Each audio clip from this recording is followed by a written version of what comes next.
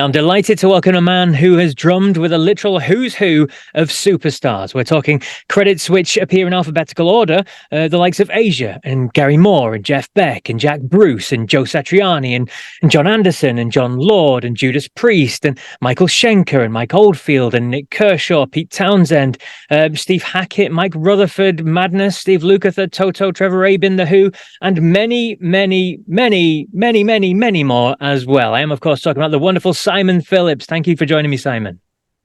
Good morning. Well, it's morning here.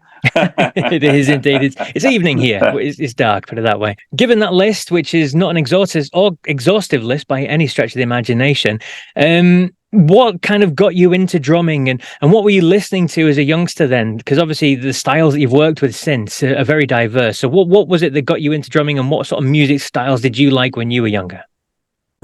I was brought up in the jazz world. My father was was known for being a clarinetist. His name was Sid Phillips, and he had a Dixieland band.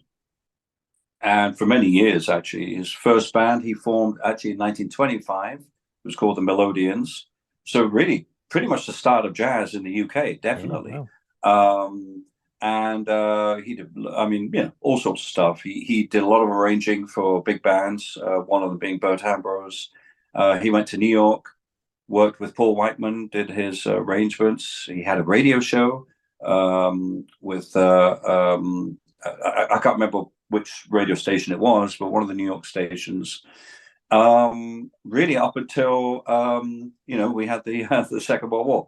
And of course, he, was very patriotic, so he came back and immediately joined up and served 6 years in the RAF. Wow. And he didn't do any music through that time. He totally put it aside and said, I'm working for my country now, So don't ask me what he did. I have no idea. It's still secret.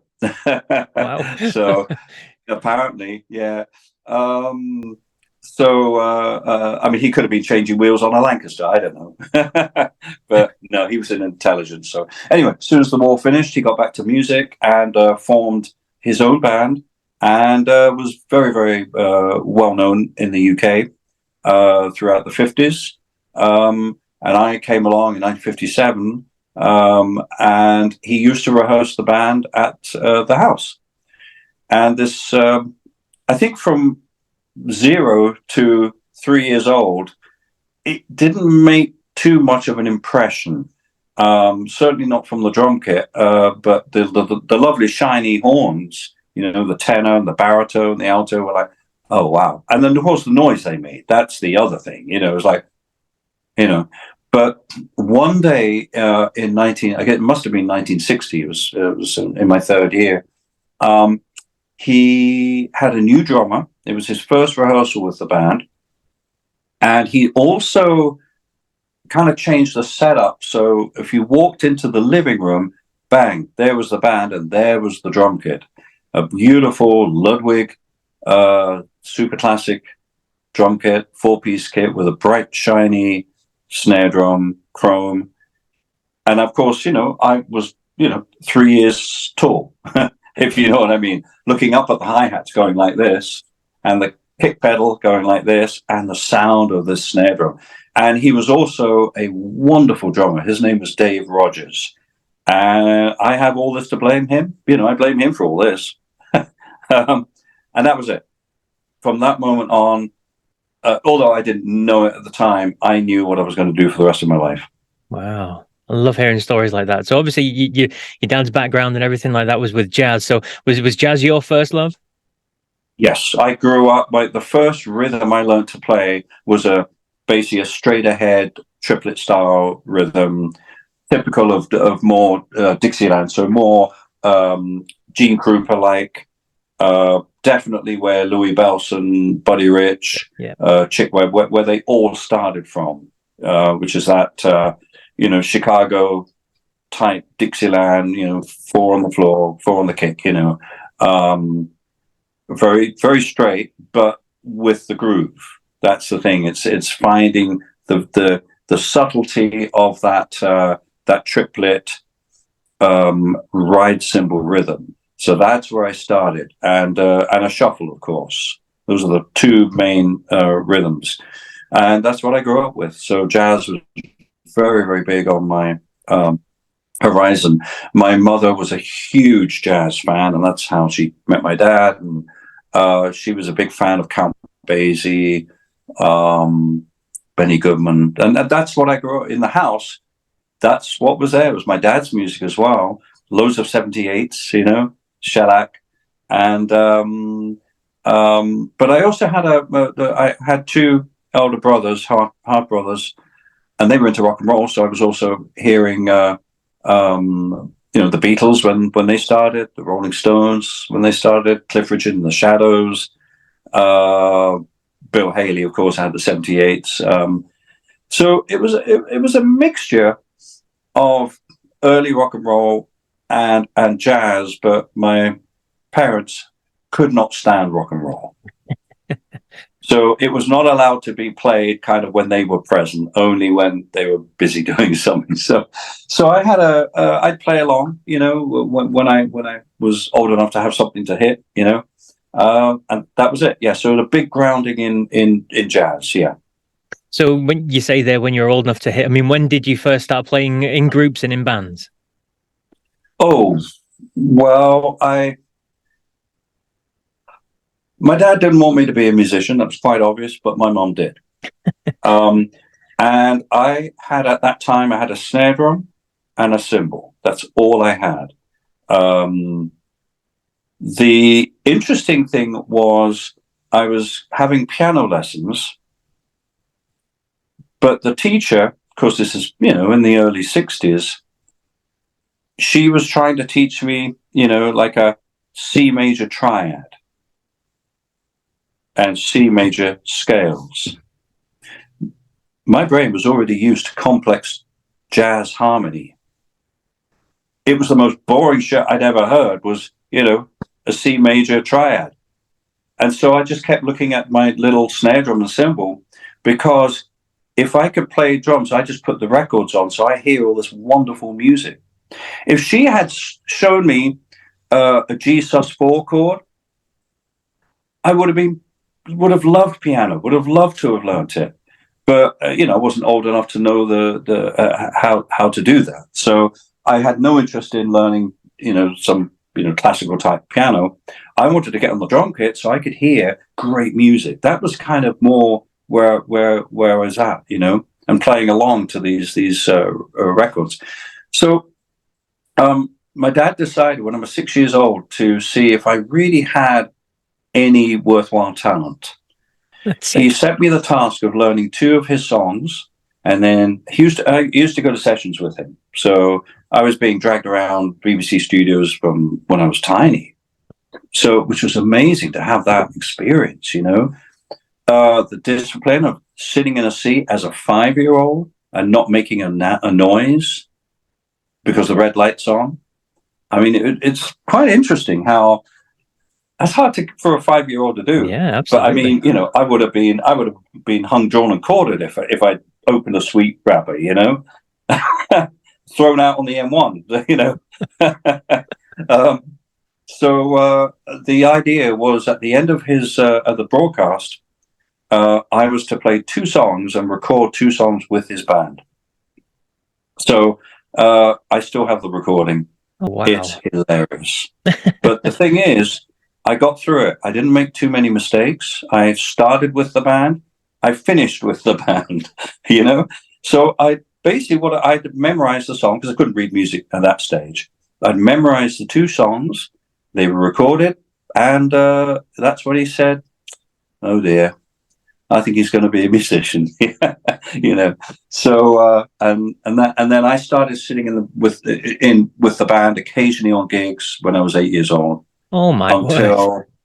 Until I joined the band when I was 12, mainly because his style of music, it was quite old-fashioned, and nobody in London wanted to play like that anymore. All the drummers wanted to play like Elvin Jones and Roy Haynes, and they didn't want to play this trad style.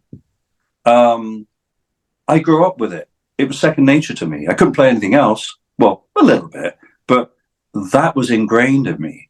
And even though I was incredibly inexperienced, dynamics, I'm playing as loud as I can. You know, it's, but from his point of view, even though it was raw and it was inexperienced, I had good time. And whenever I did drift, he was really on my case. And I could read by then, I could read the charts and I could play the style.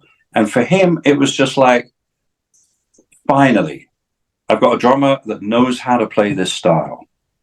And which is pretty amazing to be entrusted in a band where the youngest guy was 30 years old and going up to 60. By that time, he was 60. When I joined the band, he was 61. So, and the other guys were all 60, 50, 40. And they changed too, because in those days you just forget, you ring up and you find who's available, and off you go. So I was traveling up and down the British Isles every weekend for 2 or 3 shows, and then skiving off school. And school was a problem. I had to find a place that would accept the fact that I was already earning a living. And that was the other thing. I was already earning a living at 12 years old. So it was, I mean, when I look back at it now and I look at a 12-year-old, I go, how was that even possible? But it happened, and it was the most amazing apprenticeship anyone could ever have. It's absolutely fascinating as well to, like you say, to think that at such a young age you had such abilities to be able to comprehend being in a band situation and performing in front of people and everything like that. It's staggering, really. Yeah, but you see, children are very, they're sponges, and they can adapt so quickly, much quicker than adults.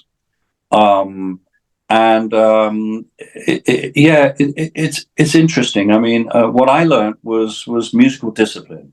He was very tough. He was, not from the Victorian era, but he was from the, 20s and 30s. I mean, and very strict. And I mean, at times, especially when I was getting older and growing my hair and playing along to Blood, Sweat and Tears in Chicago and wanting to play rock and roll, which he hated, it got quite tense. And sometimes the band had to kind of, have a chat with him, say, you're a little bit too rough with him, So, but, as a child, I was told this many years later by some of the band members. I didn't even realize it at the time, because children don't, it's the norm. So interesting. Yeah. Because, and I think of it more now as a 66-year-old than I have more than any other time in my life, Yeah, I can imagine. Absolutely. So when did you make the move away from working with your dad's group and begin working with other groups? And because you did a lot of recording, didn't you? So when did that happen? I was in this band for 4 years. 1973, I think it was May. Yeah, it was May. He died very suddenly. So that kind of put everything on hold. And I was kind of basically faced with the question of, what do you want to do? Do you want to continue the band? Well, by that time, the last thing I wanted to play was jazz. I wanted to get into rock and roll. I'd already started doing recording sessions with him, so I was starting to I've already had my first few experiences of playing in the studio. And I'd also was starting to play with other band leaders, still playing dance music, basically, bow tie, suit. But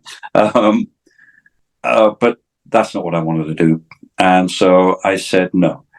But the other reason was I'm a purist, and without him, his way of playing, his tone was very, very special. It was not the Benny Goodman tone at all. It was more Artie Shaw. It was a beautiful tone. I mean, really, and nobody would have been able to fill that spot.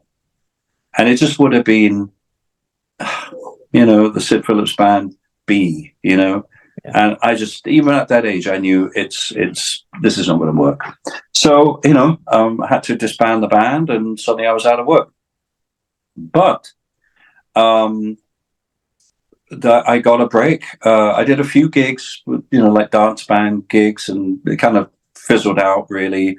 And I got my first straight job, working in a hi-fi store, which was wonderful because I was really into hi-fi, and my mum had quite a rig, and so I used to, anybody that came in for like Hoover bags, I tried to sell them a hi-fi system, only because I wanted to go and set it up for them.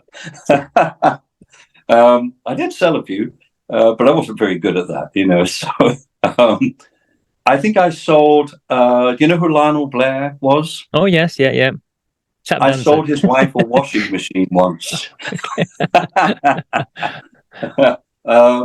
So anyway, and then I got a call from the contractor of a West End show called Jesus Christ Superstar that was had just finished its first year, or coming up to its first year. Would I like to audition for the show? I went, oh, wow. Yeah. So he said, right, where do you live? And I gave him my address. And he said, right, I'll drop the charts round. And he knocks on the door, and I open the door, and he looks at me, he goes, are you Simon? I said, yeah. He said, can you read music? Oh, yeah. Okay. And he gave me this big pad of music, which is the show for Jesus Christ Superstar. I said, thanks. He said, right, and he told me the date of the audition. And I said, right, I'll be there, Palace Theatre, 10 o'clock in the morning, whatever, Went out and got the record, of Jesus Christ Superstar, and started going through the charts. And what had happened was one of the keyboard players, Dave Cullen, used to play in my dad's band. Okay. And he was so encouraging and helpful. He used to bring LPs and lend them to me. He lent me Chick Corea, Now He Sings, Now He Sobs, Don Ellis, Stan Kenton. I mean, he really was the guiding light to get me into, that kind of music. And they were looking for a new drummer, and he put my name forward. He said, he's really young, but he can do the gig, which was really amazing. And I turned up, and, people in the business, musicians, had already heard of me. They'd already heard, check out, Sue Phillips on, he's playing blah, blah, blah, So it wasn't totally alien to them. They had heard, but they hadn't played with me yet. Actually, I think I met a couple of the musicians that were playing there on a session once, but I wasn't playing. I just was brought along to it. And we did the audition, and they said, all right, we'll let you know. And I'm like this. And I got the call a few hours later, you've got the gig. So that was really the start of my professional career outside of my father. And in those days, you didn't have drum machines, you didn't have sequencers. If you wanted to make a demo, you had to hire musicians, and you had to hire a cheaper studio, usually a 4-track or maybe an 8-track. And at that point, studios were just starting to get delivery. This is 1973, of 24-track machines, but most studios were still 16-track at that point. So somebody in the Jesus Christ Superstar cast would ask me, "Do you want to come do a demo with me?" Sure, yeah. And so I'd be booked for that date, and then I'd turn up, and the other musicians, of course, much older than me, and they go, "Okay," and I play the track, and they go, "Hey, give me a number," and that's how it happened. It was like a chain effect. And suddenly the bass player, and I remember John Prizeman, I think that might be his name. I may be wrong, and I remember he got my number, then he called me for another session. So now I'm doing another session with people I don't know every single, not every day, but almost every day. That's what it turned into when I had to buy another drum kit, because I couldn't keep taking my kit out of the Palace Theatre every time I had a session. It was very tricky, to get it up on the stage, and so yeah, that's how it started. Fantastic stuff. Absolutely fantastic. Love hearing all this sort of stuff. Brilliant, Simon. We're going to move on to your professional career. And obviously, this is a rock podcast, so we like to hear about the big name rock acts that you've worked with. And you've worked with so many. We listed them earlier. What I want to start with, though, is an album that doesn't get talked about very often at all at the moment. But the guy himself is obviously a huge superstar. I'm talking about David Coverdale's debut solo record. He just left Deep Purple. The album itself was called Whitesnake, was where he took the name for the band afterwards. And you appeared on that. So again, how did you get involved with that one? And what do you remember of David from that time? Well, actually, that was Roger Glover. Roger Glover was the producer of that album. And it was all the same year, 1976. So I had been, by that time, I started doing sessions in 73. So I had been to pretty much most of the studios around London and started to play on more rock and roll albums as opposed to doing jingles and, straighter sessions. And so there's various contractors at that time around London, and they would book you for sessions. And I was booked by Mountain Fjord, which is more of a rock and roll type session contractor. He would book string sessions for Elton John and various various musicians for Kiki D. Various more rock and roll type things. I'm trying to remember names, and Roger wanted to do a solo album, but he was looking for a drummer. And so he called one of the guys at Mountain Fjord, and straight away they said, "Oh, Simon Phillips." Oh, okay. No, I haven't heard of him. I said, "Well, he's kind of new on the scene. He's very young." Oh, okay. So anyway, I was asked to go to Roger's house to meet him. And so I drive out to Buckingham and I go to this big rock star's house. I'm like, oh, wow. And I, ding dong or whatever it was, knock, knock.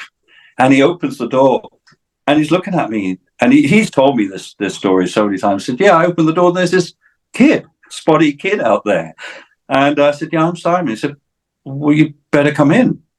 And he didn't know whether to ask me if I wanted a cup of tea or an orange squash and a nice lolly.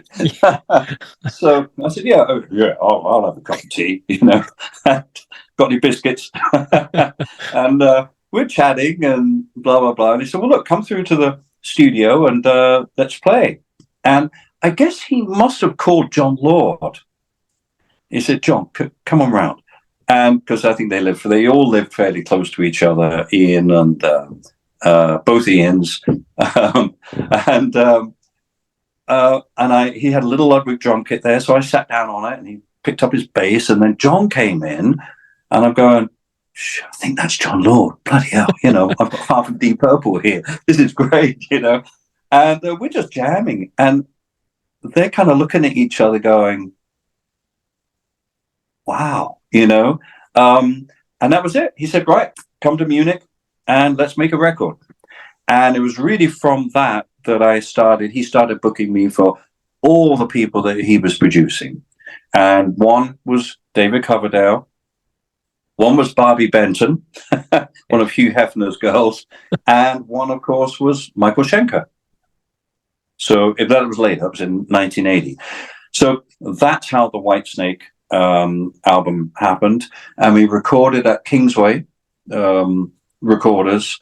Mickey Moody, Tim Hinckley, Delal Harper playing bass, and David was larger than life and hilarious. And the one thing I knew hanging out with the Deep Purple guys, they were all hilarious people, really funny. Martin Birch was the engineer. He was funny. John Lord would come round, and of course, Pete York, who was a big friend of theirs, especially in Munich, He lived there.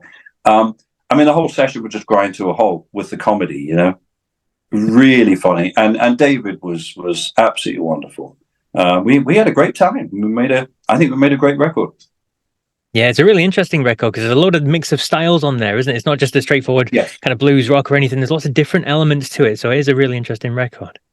Yeah. No, it was lovely. And it was a really fun record, and yeah, I remember it well. Absolutely, yeah.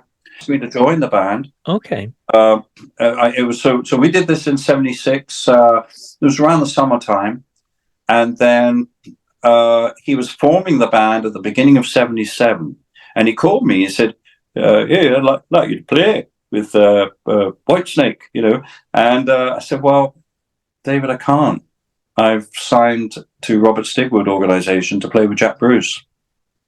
And that was all happening in the same year. '76 was the biggest year in terms of doing records. During COVID, I spent some time going through my old diaries, which luckily were saved from the fire that I had. And I had all my diaries from 1973 up until when I left England, so '92. Oh. And I tried to put together all the recording sessions, all the albums that I played on for these years. And when I got to '76, it's just Excel sheets. It's ridiculous. And I remember, the alarm would go off. I used to have a tease made. I don't even remember what that is. Yeah. And you could hear the boiling water. And so automatic tea, because I'd have to get up real quick, get in the car, and drive to a studio. And I was so tired, I'd start driving to the wrong studio. And I was living with back at my mum's house then. It was in Hertfordshire. So there were various routes to get to different parts of London. And I'm hopping out, and I was like, where am I going? Oh, shit, no, I got to go to Lansdowne. I've got to go to EMI. I mean, every day, pretty much three studios a day for a while. Oh. It was crazy. That sounds insane. And I'm guessing, was it around this time that you did Sin After Sin for Judas Priest as well? That was in the beginning of 1977. Again, Roger Glover. Yeah. They were looking for a drummer. And, of course, Roger said, well, we've got just the guy.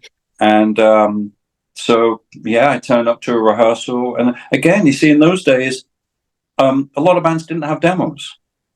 It was just a question of...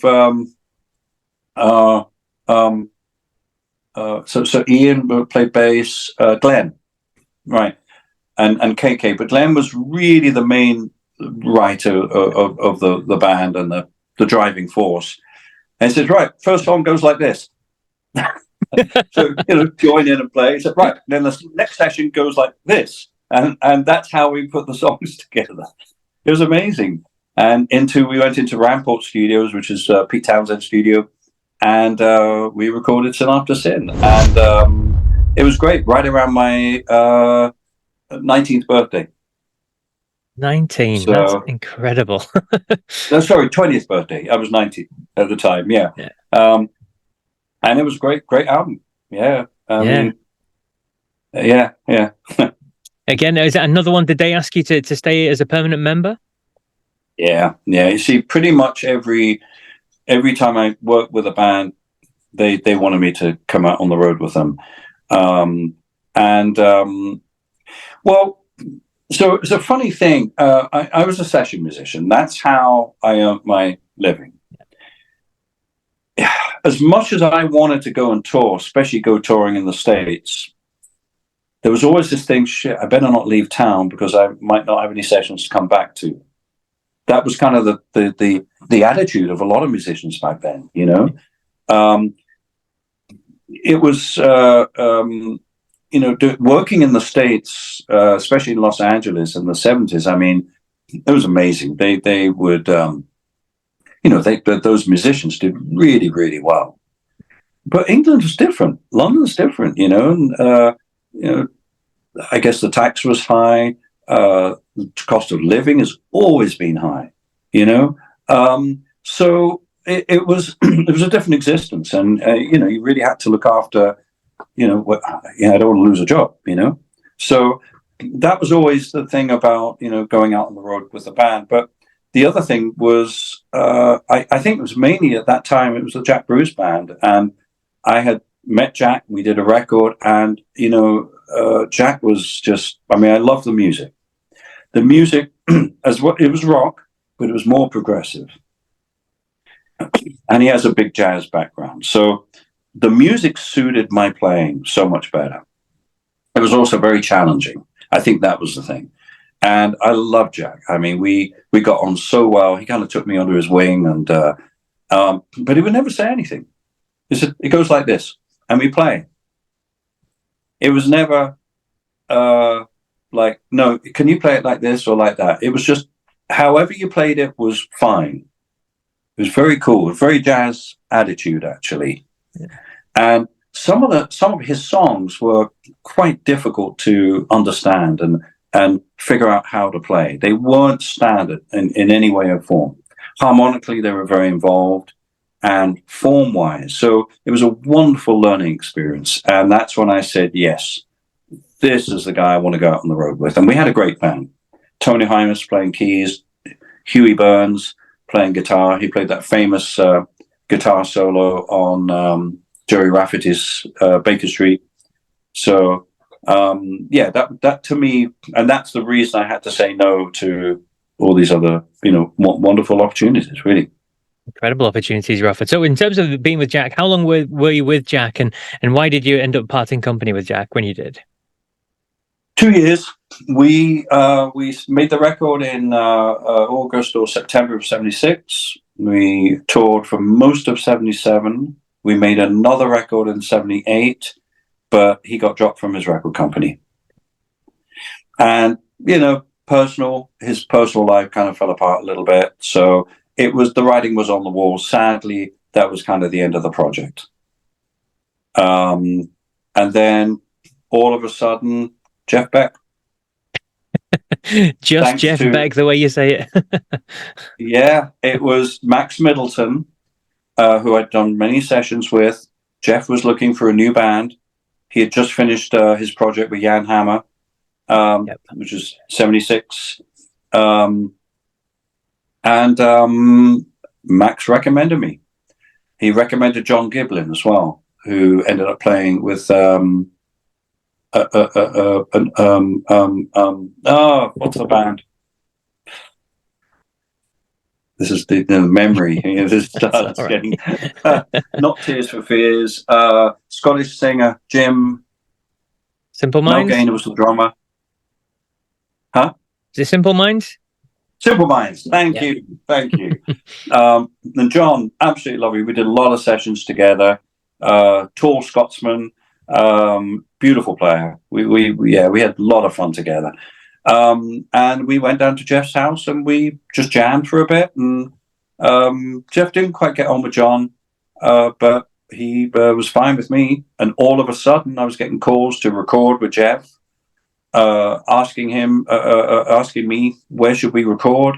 Who can you recommend an engineer? Mainly because I was in studios, and so I knew all the studios, which would be the suitable place to record, and I chose Ramport. To me, it was the most rock and roll studio at the time. And Jan Hammer came over, and it was the first time I met Jan. Of course, I'm a huge Mahavishnu Orchestra fan, and I was like, wow, this is amazing. And it was just Jeff, Jan, and myself, no bass player. Wow. Jan played Moog bass, and we started recording the songs for There and Back. And then I got a call, would you come down and rehearse? This is Jeff's manager, Ernest Chapman. He is ex-military tank commander, and he dealt with everything very military-like, And hello, dear boy. Yes, would you come down to Jeff's house and come and play with Stanley Clarke? The Stanley Clarke? Yeah. Yeah, sure. So now I'm driving down to, East Sussex, and I get there and meet Jeff and meet Stanley. It's like, wow, And then all of a sudden we're off to Japan to do a tour, and that's kind of how that came about. Yeah. Incredible. Okay. Every story you tell is incredible. In terms of Jeff, then obviously we sadly lost him earlier this year, at the start of this year, in fact. Everyone always speaks so highly of his talent with the guitar, and he's one of the greatest we've seen. I mean, you've obviously worked with some incredible guitarists. I mean, where do you rank him in terms of rock guitarists? Yeah, I mean, I really have been lucky to work with some of the best guitarists in the world. Well, all I can say is their heroes are Jeff. Their hero was always Jeff. That's the thing, no matter how good they were, and they were fantastic, you know, with our fantastic Joe Satriani, Steve Lukather. But you talked about Jeff, and they go, well, you know, and I understand why. I worked very closely with Jeff for 2 years. In 1981, after There and Back, we were working on a project, and it was just the two of us. And I was just, you know, I just started writing music, so I was really trying to compose music with Jeff. We were trying all sorts of bass players out. But back then, Jeff was very difficult to get out on the road. He was, you know, we would only tour 2 weeks, 3 weekends. That's all he would want to do. He just lost patience with it. So he just wanted to get home. I hear in later years, he was much more enthusiastic about touring and did a lot more. But back then, it was kind of tough, you know. So we worked very closely. And, you know, I used to be down at his house quite often. And we'd be watching TV in the living room, and he'd have his guitar. And a lot of this stuff that he started playing later, he was already experimenting with. You could just hear it, just the sound of the strings. You know, it wasn't plugged in or anything. He's just watching the news or watching a documentary, and he's trying all this stuff. And, you know, he had a very unorthodox way of playing, you know, a lot of thumb over the top of the neck. And he never used a pick. I remember him when he's kind of stopped using a pick. It was just fingers, you know. And yeah, it was really quite amazing. And I remember in his music room, he had loads of guitars just resting up against the sofa. And he was big into cars, and often his fingernails were full of oil. And if you shook hands with him, I mean, he used to wipe his hands on his T-shirt first, then shake hands. And then I used to pick up these guitars, and you'd have to wash your hands afterwards, because in the frets there was ingrained oil, motor oil, you know. And he had a whole bunch of Ibanez guitars. They were trying to, and they were beautiful. I mean, I'm not a guitar player, but I was trying to kind of get him. I said, Jeff, why don't you use these guitars? And he'd say, they're too easy to play. I like a hard guitar to play. He was frightened that if he got used to playing guitar that was too easy to play, he'd lose his technique. So he liked to fight the guitar. He always, you know, isn't that amazing? Yeah. So yeah, we worked very closely with each other for a while, and the project didn't take off. We tried various things, but yeah, it didn't really work. We even recorded some stuff with Bob Ezrin as a producer, but yeah, it was a bit stillborn. And then Mick Jagger came into the fray. So anyway, yeah.